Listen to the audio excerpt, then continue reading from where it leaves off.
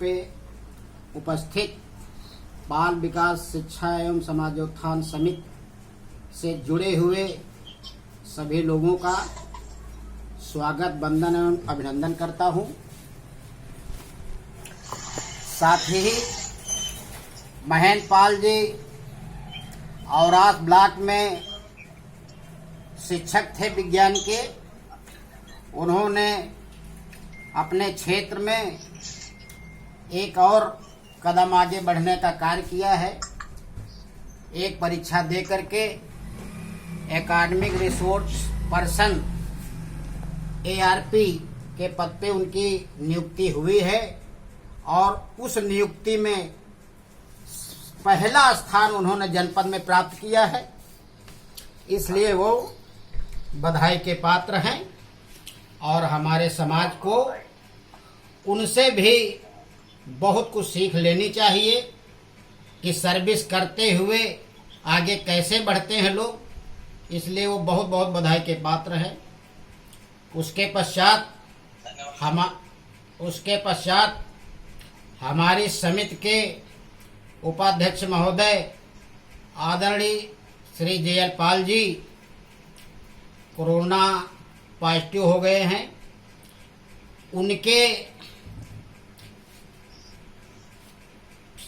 उनके अनुसार ये मीटिंग कार्यालय में 5 सितंबर को होनी थी। 5 सितंबर को उनका जन्मदिवस था। हम सभी लोगों ने उनको जन्मदिन की बहुत बहुत बधाइयाँ दी है और ईश्वर से प्रार्थना करते हैं कोरोना 19 की लड़ाई लड़ करके शीघ्र वो स्वस्थ हों और हम सब लोगों के बीच में आकर के अपने कार्य का निर्वहन करें, हमारी समिति को गति दें। तो उनको भी बहुत बहुत धन्यवाद देता हूँ। तत्पश्चात बाल विकास शिक्षा समिति एवं समाजोत्थान समिति के जो उद्देश्य हैं वो आप सभी लोग उद्देश्यों को पढ़ लिया है। उद्देश्यों की जानकारी आप लोगों के पास तक पहुंच गई है।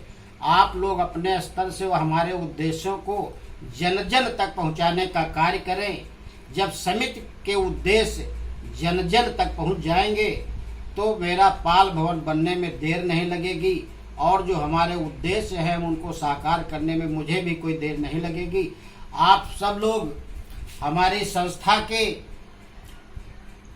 हम अध्यक्ष हैं, कोई प्रबंधक सचिव है, कोई कोषाध्यक्ष है, कोई किसी को कोई पद प्राप्त है, कोई सदस्य है, मगर जितने भी हमारी समिति के लोग हैं जुड़ गए हैं वो हमारी समिति के सभी लोग अध्यक्ष हैं, सभी लोग प्रबंधक एवं सचिव हैं, सभी लोग कोषाध्यक्ष हैं। इस तरीके से सभी लोग अपनी अपनी जिम्मेदारी का निर्वहन करें। तो मेरा ये मानना है कि जब अपने अंदर ये एहसास सब लोगों को हो जाएगा कि हम समिति के पदाधिकारी, ये मेरी समिति है, ये मेरा कार्य है, अगर इन चीज़ों को मान करके सभी लोग समिति में कार्य करेंगे तो बहुत ही जल्दी हमारे समिति के उद्देश्य पूर्ण होंगे। हमारा पाल भवन बहुत ही जल्दी बनेगा। हमने कई जगह जमीनें पाल भवन निर्माण है तो देख रखी हैं। इंतजार है कि हमारी समिति में ज़्यादा से ज़्यादा पैसा जल्द से जल्द आ जाए तो हम उस जमीन का एग्रीमेंट वगैरह करा दें, जिससे कि लोगों में और जागरूकता यथाशीघ्र आए। और समिति के खाते में आप सब लोगों के सहयोग से, आप लोगों को मैं जानकारी दे रहा हूं, आप लोगों के सहयोग से 5,66,296 रुपया खाते में पहुंच चुका है। 6,000 रुपये मेरे पास नगद रूप में प्राप्त हुए हैं, वो मेरे पास अभी जमा करने के लिए रखे हुए हैं। उसके बाद 10 चेकें मेरे पास 51,51 रुपये, एक 5,000 रुपये की है, बाकी 9 चेक मेरे पास 51,51 रुपये की मौजूद है। इस तरीके से आपके पास 6,23,196 रुपया समिति के खाते में ये मान के चलिए प्राप्त हो चुका है। अब चेकों में थोड़ा सा सितंबर महीने की डेट है, उनको जैसे जिस चेक की डेट आती जाएगी उनको हम लगाते जाएंगे। और मुझे विज्ञप्त सूत्रों से ये जानकारी है कि हमारे आदरणीय उपाध्यक्ष जी के पास कम से कम 1 लाख रुपया का कलेक्शन उनके पास चेक के माध्यम से, कुछ कैश के माध्यम से मौजूद है। अगर वो स्वस्थ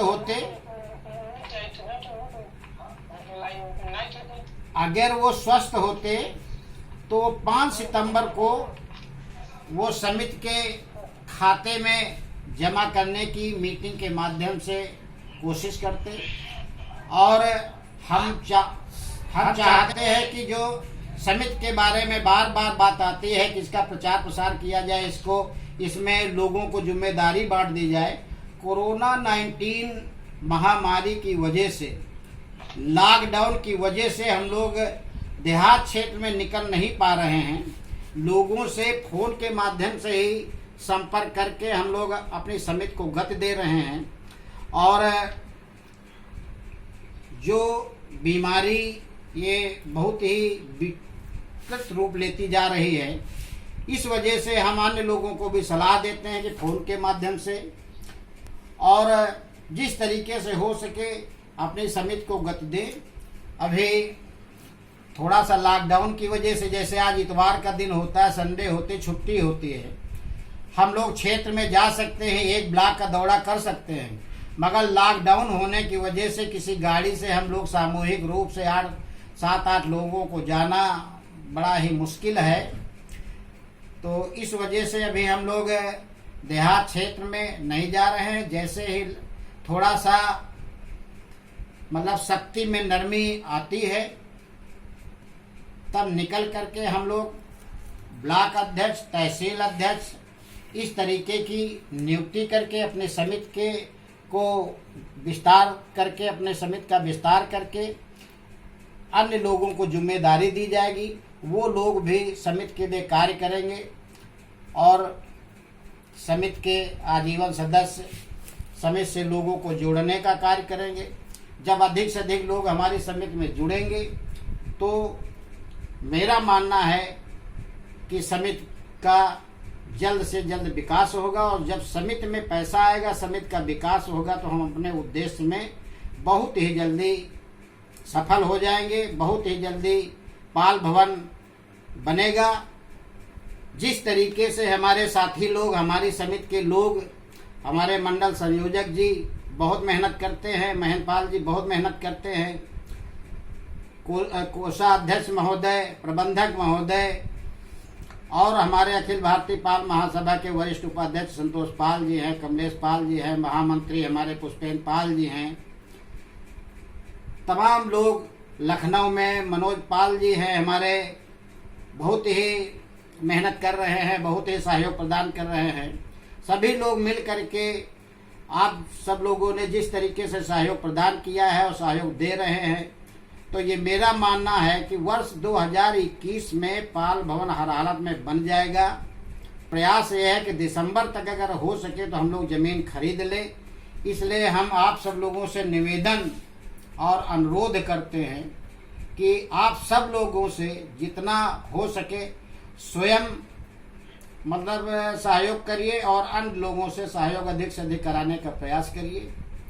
इन्हीं बातों के साथ सभी लोगों को बहुत बहुत धन्यवाद, बहुत बहुत अभिनंदन आप लोगों का। जय पाल भवन, जय पाल समाज, जय हिंद।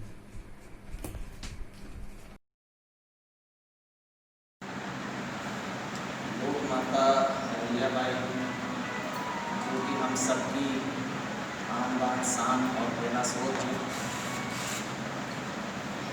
राजमाता अहिल्याबाई के चरणों में सत प्रणाम करते हुए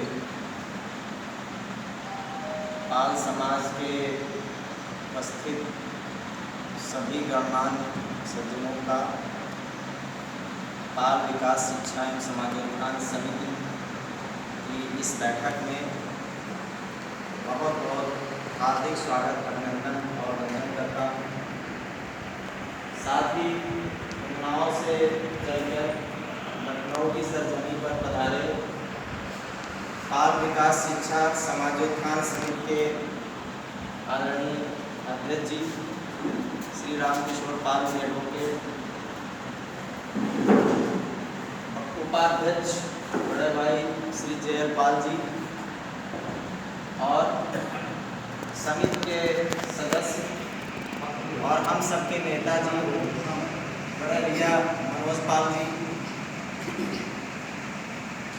यहाँ पर उपस्थित हमारे पिता तुल्य और जिनकी छत्र छाया में आज हमको इस सुंदर हाल में पंखे की हवा में बैठने का मौका मिला, अपनी मीटिंग करने का सौभाग्य मिला, ऐसे पितामह आदरणीय जयल पाल जी के पिताजी को बहुत बहुत खुदसा धन्यवाद और आभार व्यक्त करते हुए आप सबका आगमन हुआ इस पुनीत कार्य के लिए। आप सब आगे आए, आगे आके आप सबने समर्थन दिया और इस बैठक की शोभा बढ़ाई। इसके लिए एक बार पुनः आप सभी साथियों को बहुत बहुत धन्यवाद, आभार।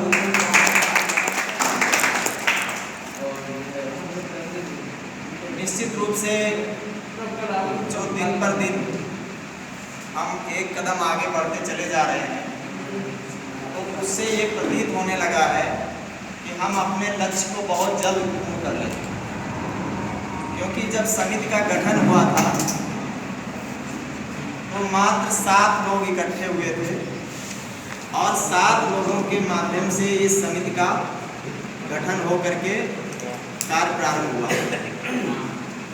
जैसा कि बुकलेट में आप देखे होंगे, बहुत से लोगों को बुकलेट मिल गई थी, तो बुकलेट में आप देखेंगे सबसे पहले समिति का ही डिटेल दिया गया। उसमें हमारे 7 महानुभाव हैं जिन्होंने बाल भवन निर्माण का बीड़ा उठाया और उनके मन में ये विचार आया कि उन्नाव जनपद में एक बाल भवन होना चाहिए जिसमें हमारे समाज के सभी प्रकार की शैक्षिक, सामाजिक, आर्थिक, राजनैतिक बैठकें हों। उसमें विभिन्न प्रकार के कार्यक्रमों का आयोजन किया जाए जिससे कि हमारा पाल समाज आगे बढ़े और हमारे पाल समाज के प्रत्येक व्यक्ति तक एक संदेश जाए, जागरूकता पैदा हो।